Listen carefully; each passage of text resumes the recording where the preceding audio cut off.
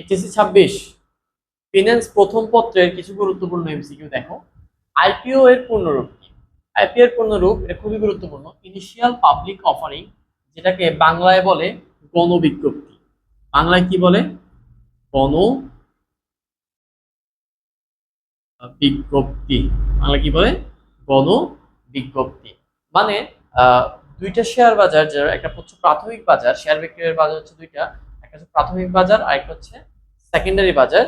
তো কোম্পানির প্রথমবার যে শেয়ারগুলা বিক্রি হয়, প্রথমবারের মতো যে শেয়ার বিক্রি হয়, এটা প্রাথমিক বাজারে বিক্রি হয়। তো প্রাথমিক বাজারের শেয়ারগুলা গণবিজ্ঞপ্তির মাধ্যমে বিক্রি করা হয়। সেকেন্ডটা দেখো, বাংলাদেশে স্টক এক্সচেঞ্জ কয়টি? বাংলাদেশে স্টক এক্সচেঞ্জ দুইটি। কয়টি? দুইটি। একটা হচ্ছে ডিএসই আর একটা হচ্ছে সিএসই। দেখো প্রশ্ন আসতে পারে ডিএসই আর সিএসই কত সালে প্রতিষ্ঠিত হয়? মনে রাখবা, ডিএসই প্রতিষ্ঠিত হয় 1964 সালে এবং সিএসই প্রতিষ্ঠিত হয় 1995 সালে। ঠিক আছে, এবার আসো মানি লন্ডারিং থেকে কোশ্চেন আসে মাঝে মধ্যে।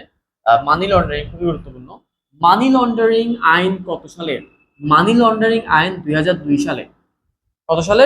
2002 সালে। কিন্তু কার্যকর হয়েছে কত সালে? 2003 সালে। কার্যকর হয়েছে কত সালে? 2003 সালে। আচ্ছা, এখানে আরেকটা বিষয়, এই যে মানি লন্ডারিং এর যে আইনের শাস্তির বিধান কি? তো মনে রাখবা, মানি লন্ডারিং এর আইন কারাদণ্ড কারাদণ্ড দেওয়া হয় সর্বনিম্ন 4 বছর থেকে সর্বোচ্চ 12 বছর। ঠিক আছে, এটা একটু মনে রাখবা, সর্বনিম্ন 4 বছর থেকে সর্বোচ্চ 12 বছর।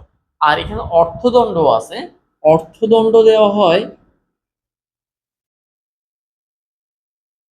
যেই পরিমাণ টাকা সে মানি লন্ডারিং করছে তার দ্বিগুণ, তার কয় গুণ? 2 গুণ টাকা তাই কি দিতে হয়? অর্থদণ্ড দিতে হয়।